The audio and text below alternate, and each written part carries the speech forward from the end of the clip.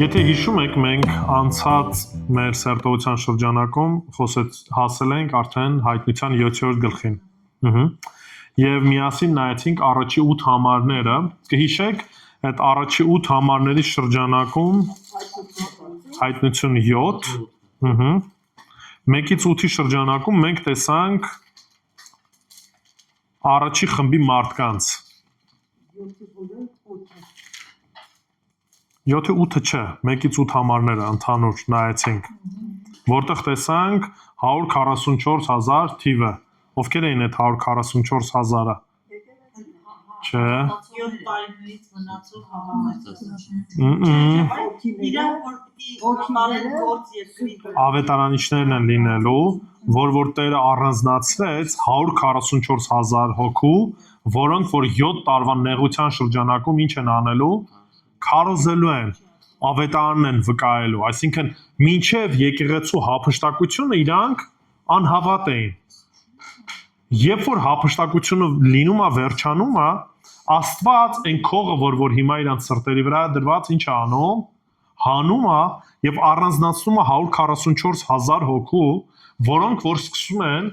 ավետարանը քարոզել,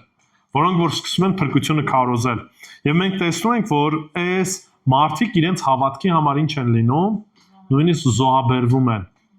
որտեղ իրանց հոգիները տեսան զոհասեղանի մոտ էր ասում է։ Եվ ինչ էին անում, կանչում էին, ասում էին, որ երբ ես Տեր, այս դատաստանը տեսնելու եւ այլն եւ այլն։ Դրանից հետո մենք տեսանք, որ երկրորդ խմբի մարդիկ են առանձնանում։ Մենք խոսեցինք, որ կա տարբեր մոտեցումներ, որոշներն ասում են, դա եկեղեցին է, որոշներն ասում են այլ տրամաբանության, բայց մենք խոսեցինք, որ եկեղեցին արդեն իսկ երկնքում է։ Եվ երեցները, որոնք որ Տիրոջ առաջ են, խորհրդանշում էին հենց եկեղեցին։ Եվ նաև այն տրամաբանությունը, որ դրանք հрьяաներ չեն եւ այլն, նորից որևիցե տրամաբանական չի, ինչի, որովհետեւ այդքան առանձնացվում է 12 ցեղերը, հիշում եք, շեշտվում է, այսինչ ցեղից այսքան հազարը, այսինչ ցեղից այսքանը, եւ մենք միասին խոսեցինք, թե որ ցեղերն էին բացակայում եւ ինչ պատճառով այստեղ իրենք չեն շեշտվում։ Հիմա միասին կնայենք 9-ից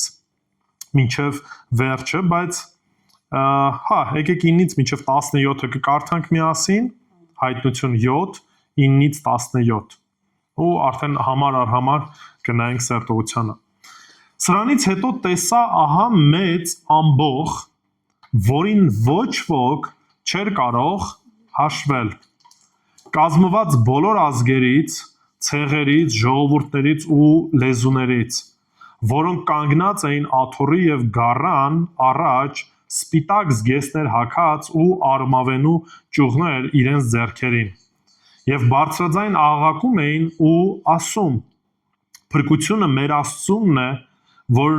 նստում է աթոռի վրա եւ գառանը, եւ բոլոր հրեշտակները կանգնել էին աթոռի երեցների եւ 4 կենդանիների շուրջը եւ երեսի վրա ընկնում էին աթոռի առաջ ու երկրպագում Աստծուն ասելով. Ամեն օրհնություն, փառքը, իմաստությունը, գոհությունը, պատիվը, ուժը եւ զորությունը մեր Աստծուն լինեն հավիտյանս հավիտենից, ամեն։ Եվ երեցներից մեկը ինձ հարցրեց. սրանք, որ սպիտակ զգեստներն են հագել, ովքեր են եւ որտեղից են եկել։ Ես նրան ասացի. Տեր, դու գիտես։ Եվ նա ինձ ասաց. սրանք են, որ մեծ նեղությունից են գալիս եւ իրենց զգեստները լվացին ու գառան արյունով սպիտակացրին։ Դրա համար Աստծո գահի առաջ են եւ նրա տաճարում գիշեր ու զոր նրան են պաշտում եւ գահի վրա նստողը Հովանի պիտի լինի նրանց վրա, այլևս ոչ քաղցելու են, ոչ էլ ծարավելու եւ ոչ արևը նրանց վրա կընկնի, ոչ էլ տապը, որովհետեւ գառը, որ գահի մեջտեղում է,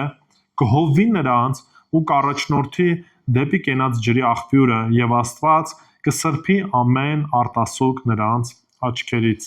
Ամեն։ Եթե կհիշեք, մենք խոսում ենք, որ 7-րդ գլխի մեջ մենք տեսնում ենք երկու խմբի մարդկանց։ Առաջի խումբը տեսանք դա Տիրոջ ծառաներն էին, ովքեր որ ինչ էին անում, վկայում էին, ավետարանում են խոսքը դեռ իրենց անդրադառնալու ենք,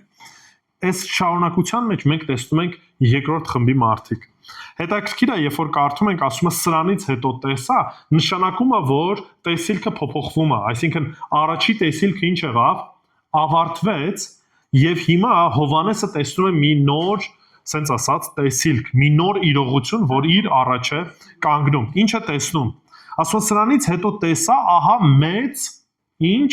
ամբող, որին ոչ ոք չէր կարող հաշվել, կազմված բոլոր ազգերից, ցեղերից, ժողովրդից ու լեզուներից, որոնք կանգնած էին աթոռի եւ գառան առաջ սպիտակ զգեստներ հագած ու արմավենու ճյուղերը ձեռքերին։ Հիմա նայեք, երբ որ խոսում է բազմության մասին, հետաքրքիր է, որ մի քանի անգամ կտեսնեք այս բանը, ամեն ցեղերից, ամեն սերունդներից, ամեն լեզուներից եւ այլն եւ այլն։ Ու սա ցույց է տալիս, որ փրկությունը սահմանափակ չի լինելու։ Նույնիսկ 7 տարվա այդ նեղությունների շրջանակում Աստված ինչ է անելու, փրկելու է ու ամեն ազգերից են այդ փրկվածները լինելու։ Ճիշտ է, ես նորից կկրկնեմ, այս լավ կլինի, որ մենք այդ օրվանը չսպասենք։ Ինչի եմ ասում, որովհետև վայ են մարդկանց, ովքեր որ այդ 7 տարվա նեղության շրջանակով նոր կհավատան։ Ինչի, որտեղ այն պատվաստները, որ ոնք կարդացինք, դա սա դեռ սկիզբն է, շարունակությունը, որ կկարդան, կտեսնենք, որ այդ ամեն ինչը շարունակվելու է։ Մենք դեռ վերջի կնիքը չի բացվել, որտեղ վերջի կնիքը իր հերթին նաև ունի որոշակի, ասենց ասած, պատիժներ, որոնք որ գալու են։ Հիմա այս շրջանակում մենք ինչ ենք տեսնում, որ 7 տարվա այդ շրջանակում, նեղության շրջանակում, շատ-շատերը նույնպես ինչ են անելու, փրկվելու են։ Բազում ազգեր, բազում լեզուներ։ Եվ ասում է,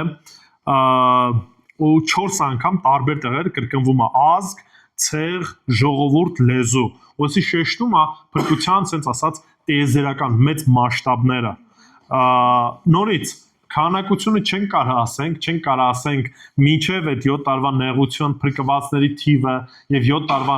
փրկվածների որն էր ավելի շատ մինչև այդ փրկվածները եկեղեցին թե նրանք ովքեր որ փրկվեցին, բայց գոնե ամենակիչը մենք տեսնում ենք, որ բազմությունը ամբողջը ինչ էր, շատ էր։ Ինչ ունեին հակած սպիտակ պատմուճաներ եւ իրենց ձեռքերին ինչ ունեին արմավենիներ։ Սպիտակ պատմուճաները մի քանի անգամ սա կրկնվում է, ինչն է խորհրդանշում։ Մաքրությունը, արդարությունը, այն առումով, որ Քրիստոսով ինչ եղան, փրկություն ստացան, մաքրվեցին։ Իսկ արմավենին ինչն է խորհրդանշում։ Ընդհանրապես արմավենիները, ձեռքերը ինչն է հին ժամանակներում։ Կապված կա դրա հետ, որոշ առումով կապ ունի։ Ինչի հետ կապ ունի։ Տենց դիմավորեցին, հիմա վզին չդրեցին, բայց սովորաբար ինչ էին ասում, արմավենին, պսակները, ինչի հետ են ուղիղ կապում։ Հաղթանակի։ Այսինքն, երբ որ թագավորին էին դիմավորում հաղթանակած, երբ որ բանակին էին, ժողովուրդը արմավենիներով էր ինչ անում, դիմավորում։ Եվ մենք տեսնում ենք, որ ասում է սպիտակ պատմուճան ունեին եւ արմավենիներ ցույց է տալի, որ Քրիստոսով մաքրվել էին, Քրիստոսով փրկված էին, նաեւ ինչ արեցին, հաղթանակ ունեցին, հաղթեցին այս աշխարհին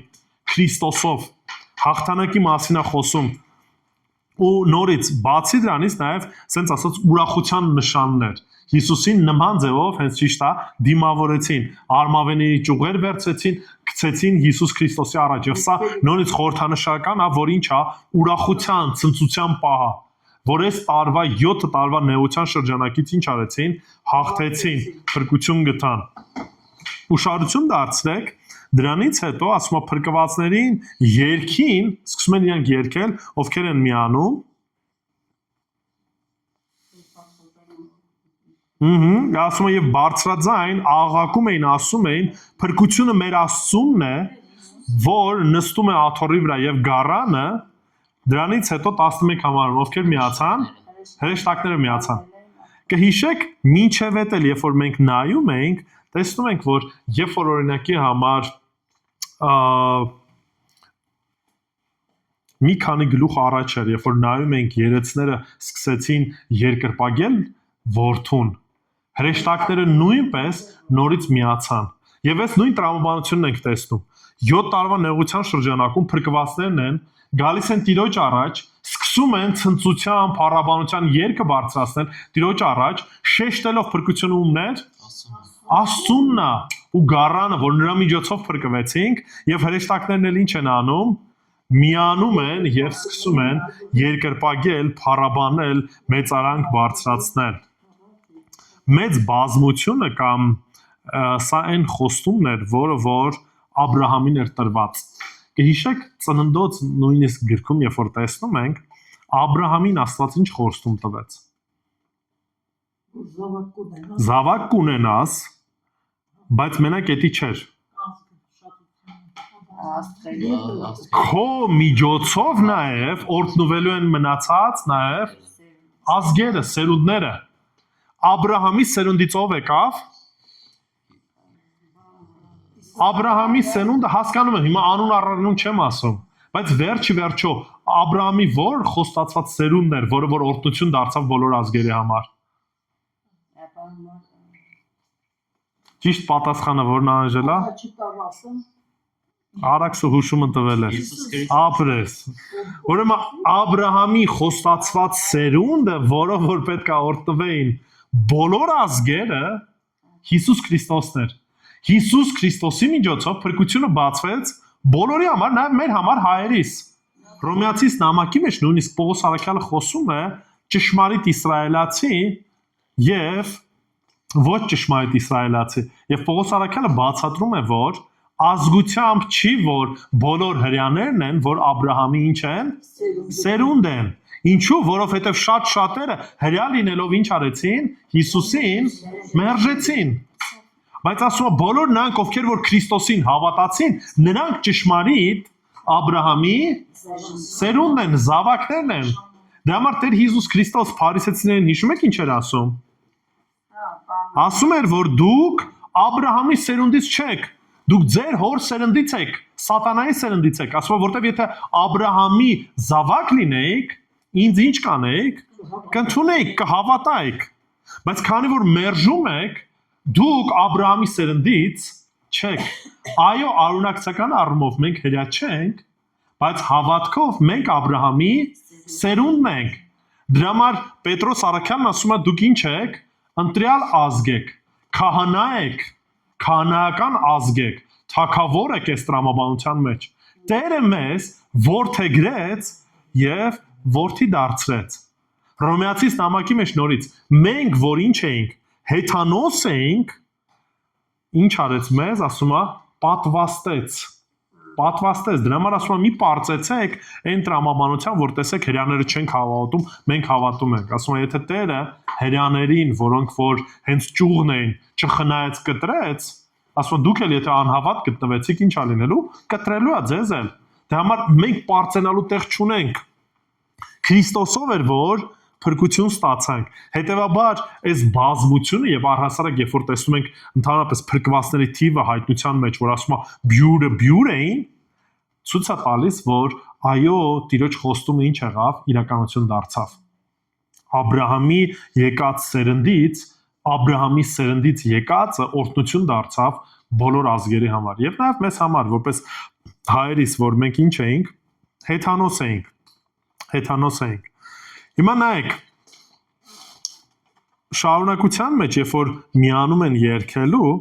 ասում է ինչ արեցին եւ բոլոր հրեշտակները կանգնել էին աթոռի եւ երեցների ու 4 կենդանիների շուրջը։ Հիմա արդեն մի քանի անգամ խոսել էինք։ Երեցներն ովքեր էին, եկեղեցին էին խորհրդանշում, 4 կենդանիները քերովբեներն էին, հրեշտակային դասներ, երեսի վրա ընկնում էին աթոռի առաջ ու երկրպագում Աստծուն։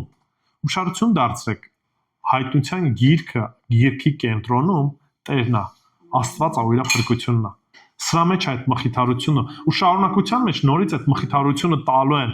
Ինչ էին ասում։ Ամեն օրհնությունը, փառքը, իմաստությունը, գոհությունը, պատիվը, ուժը եւ զորությունը մեր Աստծուն լինեն Հավիտյանս հավիտենից, ամեն նույնիսկ այս երկի շրջանակում այդ մի փոքրիկ այդ երկնել էի բանարը, բայց նայեք, այդ ամեն օրհնությունը, ամեն փառքը, ամեն իմաստությունը, ամեն գոհությունը իրապես պատկանում է ում Տիրոջը Աստծուն, որտեղ այդ գիտակցությունն ան հասկանում են, որ ով որ այն, ինչ որ այն, այդ փրկությունը իրանցից չեկել, իրանց լավ լինելուց չեկել։ Գառներ Հիսուս Քրիստոսն էր, որ իր արունը թափեց հանուն փրկության։ Եվ 13 համարի մեջ երեցներից մեկը ինչ հարց է բարձրացնում։ Ահա։ Հետաքրքիր է ուշադրություն դարձրեք, այս հարցի պատասխանը Հովանեսի հետ խոսելով երեցներն են առաջ բերում։ Հարցում են, ասում են, այս որ տեսնում ես, որ գալիս են։ Գիտես ովքեր են։ Ասես հացով է տալիս ատուր։ Երեցները տալիս են Հովանեսին։ Ահա, Հովանեսը ինչ է պատասխանում։ Ես նրան ասացի, հա։ Ահա։ Դու գիտես, եւ նա ինձ ասաց, սրանք են, որ մեծ նեղությունից են գալիս, հա։ Հիմա նայեք, մոտեցումը կարծես երեցներ են անում, որպեսզի Հովանեսը հարցնի եւ այդ պատասխանը մեզ համար բաց լինի։ Թե ովքեր են, որտեղից գիտենք, որ այս բյուրավոր մարդիկ, որոնք որ գալիս են, որտեղից են գալիս։ Եվ այս շրջանակում մենք տեսնում ենք, որ ասում է մեծ նեղությունից են գալիս կամ մեծ նեղությունից փրկված մարդիկ են գալիս։ Նրանք ովքեր որ հավատացին։ Իմ Տեր, երբ որ ասում է դու գիտես, այդի ցույց է տալիս ուղղակի խոնարհությունը եւ հարգանքի մոտեցումը։ Ես ասել եմ, որ Տեր բառը պարտադիր չի, որ վերաբերվում է Տեր Հիսուս Քրիստոսին։ Նոր գտականում շատ դեպքերում կտեսնեք, որ մարդիկ մեկը մյուսին նկատմամբ հարգանքով, դիմալաձևով խոսում են այդ նման հարգանք ունենալով։ Դրա համար ասում է իմ Տեր դու գիտես, այսինքն հարգանքով է խոսում, որ այն ինչ որ դու հարցնում ես, ես չգիտեմ, բայց դու գիտես։ Եվ շեշտում է մեծ նեղություն։ Մեզ համար հիմա շատ հստակ է, որ այս մեծ նեղությունը, երբ որ ներկայացնում է, խոսքը չէր գնում, որ կոնկրետ այդ վարքյանի մասին, այլ խոսքը գնում է ամբողջ այդ ժամանակահատվածի ընթացքում, այսինքն 7 տարվա նեղության շրջանակում բոլոր փրկվածների մասին է խոսքը գնում։ Մենակ մի պահի մասին չի խոսքը գնում, այլ խոսքը գնում է, որ այդ մեծ նեղության ընթացքում, որը որ տևել է 7 տարի, այդ 7 տարվա ընթացքում փրկվածներ են լինելու։ Նրանք ովքեր որ հավատացին։ Հիմա մի հատ աբսուրդային արտահայտություն կա ստեղ։ Հենց 14 համարն է։ Սրանք են, որ մեծ նեղությունից են գալի եւ իրենց զգեստները լվացին ու գառան արյունով սպիտակեցրին։ Ինչ անհամաչափություն եք տեսնում։ Ապրես արյունով սպիտակացրին։ Արյունը ընդհանրապես պետքա կարմիր դարձնի կամ ավելի գույնը փոխի, սենց ասած։ Բայց այս պարագայում ինչ ասում, Հիսուսի արյունով ինչ եղավ, մաքրվեցին, սպիտակեցին եւ բնական է, որ ֆիզիկական sense ուղիղ իմաստով չի ասում, որ սրբվեցին, մաքրեցին, այլ Քրիստոսի կատարած զոհաբերության միջոցով իրենց մեղքերին ինչ գտան, թողություն գտան, արդարություն գտան։ Եւ նայեք, հետաքրքիր է նորից այս պարագան։ Ինչ է կարծում ես մարդիկ, որոնք որ գալիս էին, սուրբ էին, այն տրամաբանությամբ, որ մեղք չէին գործել, 100%-անոց արդար էին, չէ, նույնիսկ մինչև նեղության սկսելը անհավատ էին, մինչև էտել էին մերժում Տեր Հիսուս Քրիստոսին։ Բայց ում միջոցով սպիտակ հագուստներ հագան։ Հիսուս Քրիստոսի միջոցով։ Դրա համար Պողոս Առաքյալը, երբ որ գրում է օրինակի համար Կորինթացիներին, ինչ ասում, գրում եմ ձեզ սուրբերիտ, սուրբերիտ, կանչված սուրբերիտ, ում միջոցով էին սրբվել։ Հիսուս Քրիստոսի միջոցով էին սրբվել։ Հիսուս Քրիստոսի միջոցով էին արդարություն գտել։ Դրա համար երբ որ նույնիսկ մենք խոսում ենք սրբ բանը, սուրբերի մասին եւ այլն, մենք պետք է հասկանանք, որ Տիրոջ ժողովուրդը բոլոր հավատացյալները, ովքեր որ Տեր Հիսուս Քրիստոսինն են, Քրիստոսով սրբված են, Քրիստոսով մաքուր են, Քրիստոսով արդարացված են։ Սա չի խոսում մեր կատարյալ լինելու մասին։ Չի խոսում նրա մասին, որ ես 100%-անոց եմ եւ այլն։ Սա ուղղակի նորից ցույց է տալիս Տիրոջը փառքը, որ Տեր Հիսուս Քրիստոսի միջոցով մենք այդ սրբությունն ենք հագել, այդ սպիտակ զգեստներն ենք հագել ու դրա համար էլ հաղորդության օրերը, որ մենք ամեն անգամ հիշում ենք, ասում են, որ սա է Տիրոջ արունը, որ նոր ուխտի արյունը, որով որ մենք փրկվեցինք։ Սա նույնպես շեշտում է ինչ, որ իրեն գարան արյունով ինչ եղան, սպիտակացին։ Առաջի Հովանում 1:9-ում էլ է նույնիսկ սրա մասին ասում է. եթե մեր մեղքերը խոստովանենք, Տերը հավատարիմ ու արդար է, որ մեզ կսրբի, կմաքրի ամեն անիրավությունից եւ ձյունից էլ սպիտակ կդարձնի։ Նորից էս ասենց ասած խորհրդանիշներն է օգտագործում։ Քրիստոսի արյամբ փրկություն ենք ստանում։ Քրիստոսով մաքրվում ենք։ Շարունակությունը։ Դրա համար Աստծո գահի առաջն են եւ նրա տաճարում գիշերն ու զոր նրան են պաշտում եւ գահի վրա նստողը Հովանի պիտի լինի նրանց վրա։ Հիմա նայեք, երբ որ ասում է դրա համար, ինչի է այդպես շեշտում։ Ինչ են Տիրոջը պաշտում, ինչ են այդ երգը երգում։ Ուրախ են, մաքրվել են, ընդունել են իրար։ Որովհետև այդ հասկացողությունն ունեին։ Ում միջոցով փրկությունը ստացան։ Տեր Հիսուս Քրիստոսի միջոցով։ Դրա համար էլ երգում էին այդ փառաբանության երգը։ Ում միջոցով սրբվեցին։ Հաջան։ Արդեն գլխի են ընկել։ Չեն գլխի ընկել։ Հիմա էլ ենք մենք շուտվանց են գլխի ընկել։ Ուղղակի երկնքում արդեն վերջնական ինչը փառավոր տեսքով է։ Վերջնական այն վիճակում են գտնվում, որը որ կա։ Հիմա էլ ենք մենք Տիրոջը փառաբանում, բայց հետաքրքիր է ուշադրություն դարձրեք, ասում է գիշեր ու ցերեկ Տիրոջն են երկրպագում, որտեղ Գայի արջևի։ տաճարում։ Այսինքն որոշ առումով քահանական ծառայության մասին է խոսքը գնում։ Այսինքն գիշեր ու ցերեկ ինչն են անում, Տիրոջն են երկրպագում, Տիրոջն են ծառայում, Տիրոջն են փառավորում, որտեղ հասկանում են մի բան, ով որ այն, ինչ որ այն, Տիրոջմով են։ Փրկության արժանի չէին, բայց Տիրոջմով փրկվեցին։ Վերջին սխալ կեսից հետ են ջոկում են։ Դե ամեն մեկի համար ով որ փրկվում է միանշանակ։ Երանի են մարդկանց, ովքեր որ կհավատան։ Շարունակությունը նայեք։ Եվ ասում է, հիմա նայեք խոստումը, ասում է եւ գահի վրա նստողը Հովանի պիտի լինի նրանց վրա։ Ուշադրություն դարձնում եք, մինչև այդ մենք խոսում ենք, որ զոհված գառներ, այսինքն պատկերներ գառան, ով որ զոհաբերվեց, դրանից հետո տեսանք պատկերը գառան, որ ինչ էր անում, հովվում էր, այսինքն գառը պատկերացրեք, հովվում է իրան ժողովրդին, եւ հիմա էլ ասում է Հովանի կլինի։ Հովվել։ Հովիվը հովվում է, առաջնորդում է կենթանիներին։ Գառերը։ Այս պարագայում ասում է գահի վրա նստողը Հովանու պիտի լինի նրանց վրա եւ այլևս ինչ կլինի, ոչ քաղցելու են, ոչ ծարավելու են եւ ոչ արևը նրանց վրա կընկնի, ոչ էլ տապը։ Երբ որ ասում է արևը, ի նկատի ունի վառող, այրող արևը, այլևս չի վառելու։ Որտեղից էին գալիս մարդիկ։ Ինչ շրջանից էին գալիս։ Մեծ նեղության։ Մեծ նեղության շրջանից էին գալի։ Հիշում եք, մեծ նեղության շրջանակում արդեն խոսեցինք։ Երբ որ պատերազմը եղավ, պատերազմը իր հերթին ինչ բերեց։ Սով բերեց, մա բերեց, եւ այս շրջանակում դրա համար շեշտում է այլևս այդ սովը չի լինելու, որտեղ այդ մարդիկ այդ ծայրահեղ սովի միջով են անցել։ Ծայրահեղ նեղության միջով են անցել։ Հեսա որ մենք մի փոքր ավելի կարդանք, կտեսնենք, որ բոլորն անք, ովքեր որ ների կնիքը չեն ընդունում, չեն կարողանում ոչ առևտուր անել, ոչ ինչ-որ մի բան առնել, ոչ էլ գնել։ Հետևաբար, այս առումով բավականին մեծ նեղության մեջ են գտնվում։ Դրա համար է շեշտում, որ այլևս սով չի լինելու, այլևս արևի կողմից կամ բնության կողմից վնաս չի լինելու։ Բարձրաձայն կարդա։ Որովհետև գառը, որ գահի մեջտեղում էր, կհովվի նրանց ու կառաջնորդի դեպի կենաց ջրի Աղբյուրը, նորից ուշադրություն դարձրեք։ Ինչ է շեշտում, հələ սպասի։ Գառը, որը որ ինչ է անում, հովվում է։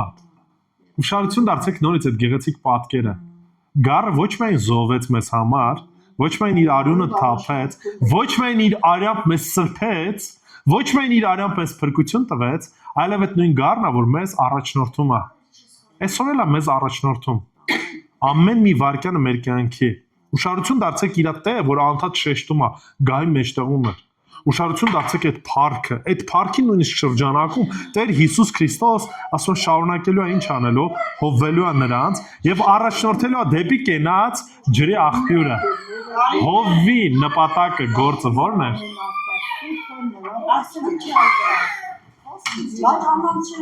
Չէ, ֆիզիկապես հովիվները ինչ են անում, երբ որ հոտերը առաջնորդում են անասուններին դեպի ինչ խոտավետ արոտներ, որտեղ որ ջուր կա խմեցնելու եւ այլն, եւ նայեք այս պարագայում էլ հենց այդ պատկերն է օգտագործում։ Տեր Հիսուս Քրիստոս մեզ էլ առաջնորդելու է այդ կենաց ջրի աղբյուրը։ Իրականում ահա, հիմա կենաց ջրի աղբյուրը ով էր։ Հիսուս Քրիստոս ինքն էր։ Հովանու ավետարանում ենք տեսնում, որ սամարացի կնոջ հետ է խոսում, ինչ է ասում. Ես եմ այդ կենաց ջուրը, ով որ ինձ խմի, երբեք չի ծարավի։ Եվ այս պարագայում ասում եւ ուշադրություն դարձեք, նրա միջոցով է որ մենք այդ կենաց ջուրը խմեցինք, հավատացինք եւ հավիտենականության մեջ էլ նա է լինելու հենց այն աղբյուրը, որը որ մեր ձև ասած ծարավը ինչ անելու, հագեցնելու է։ Եվ դրանից հետո էլ ինչ է ասում. Աստված կսրբի ամեն արտասուք նրանց աչքերից։ Կհիշեք մի քանի գլուխ առաջ նորից դրա մասին կարդացինք, որ նորից դրա մասին շեշտում է, որ այդ նեղություն միջով անցնել եք, Տերը ինչ անելու իր ժամանակին այդ արտասուքը մաքրելու է, սրբելու է։ Հիշում եք նորից եկեղեցին ինչ կարգավիճակում էր այն ժամանակ գտնվում։ Չխեր մեռած։ Երբ որ Հովհաննեսը գրում է հայտնության գիրքը,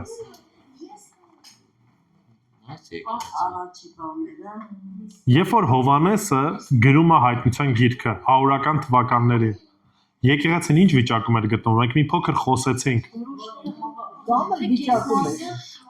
Հալածանք կար, խնդիրներ կար, մենք տեսանք մի քանի եկեղեցիներ, ովքեր որ հաստատուն էին, ովքեր որ հաստատու չէին, բայց գլոբալ առումով եկեղեցին հալածանքի մեջ էր, որտեղ որ շեշտում եք որ եկեղեցին, մեռած եկեղեցին հալածանք չէր կրում, բայց արթուն եկեղեցին մենք միշտ տեսնում ենք, որ հալածանքի մեջ էր։ Մենք տեսնում ենք, որ հիշում եք, առաքյալները բոլորը մահացած են, մնացել է մենակ Հովհաննեսը, Հովհաննեսը ինքը նույնպես բանտարկված է, ռոմեական կայսրությունը բավականին լուրջ հալածանքի մեջ է գցում եկեղեցին, ոչ միայն ռոմեական կայսրության կողմից կա հալածանքը, հրեաների կողմից նույնպես կա հալածանքը, եւ այս գիրքը գրվեց ինչի համար, որպես մխիթարություն։ Մխիթարություն է եկեղեցու, որ հալածանքի միջով էր անցնում եւ նաեւ ցույց տալու, որ այո, ժամանակը գալու է, որ Տերը այդ մխիթարությունն է լինելու։ Դրա համար այն, որ այն ժամանակվա մարդիկ նույնիսկ պատրաստ են ինչ անելու, մահանալու հանուն հավատի։ Որ դրա համար նույնիսկ տանում են դեպի գազանները, դեպի սպանություն, բայց երգում էին ասում են Մարանաթա, Տերը շուտով գալու է։ Այս մխիթարությունն էր, որ Հովհաննեսը եւ ավելի ճիշտ ոչ թե Հովհաննեսը, այլ Տեր Հիսուս Քրիստոս Հովհաննեսի միջոցով տալիս է հայտնության գիրքը որպես մխիթարության գիրք։ Առաջինը, որ Տերը այո, որպես արդար դատավոր դատելու է բոլոր անհավատությունը եւ դրա հետ մեկտեղ բոլոր նրանք, ովքեր որ հավատացին, Տիրոջմով խաղաղություն են գտնելու։ Տիրոջմով մխիթարվելու են։ Դրա համար շեշտումը ասում է բոլորի աչքերից կսրբի ինչը արտասունքը կսրբի։ Այլևս այդ ցավը, այլևս այդ դառնությունը, այլևս այդ կարիքը չի լինելու։ Շատ լավ, կան ինչ-որ հարցեր կոնկրետ այս հատվածի վերաբերյալ։ Շատ լավ։ Լավ, ժողովուրդ, եկեք աղոթենք, աղոթքով կվերջացնենք, հետո առաջ Աստված մյուս հատվածները երբ որ կնայենք, կտեսնենք, որ արդեն բացվելու է մյուս կնիքը, մենք որ Տերը թույլ է տալիս, որ վերջի կնիքն է բացվում, եւ վերջի կնիքը բացվելով այդ պատիժները շարունակվելու են։ Շատ լավ, աղոթենք։ Մեր Տեր իրապես փառք ու գոհություն քեզ, քո խոսքի համար, որով որ մխիթարում է, որով որ մեզ առաջնորդում ես Տեր։ Աղոթում եմ ով Հայր, որ իրապես ամեն իրավիճակներում օգնես, որ մեր հայացքը դեպի քեզ լինի, Տեր Հիսուս։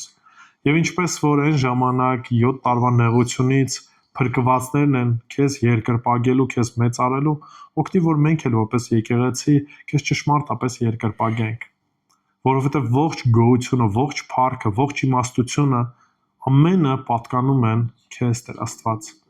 Դու ես ամենից կարևորը, դու ես ամենից թանկը եւ այս ամեն ինչը մեր մասին չի, Տեր։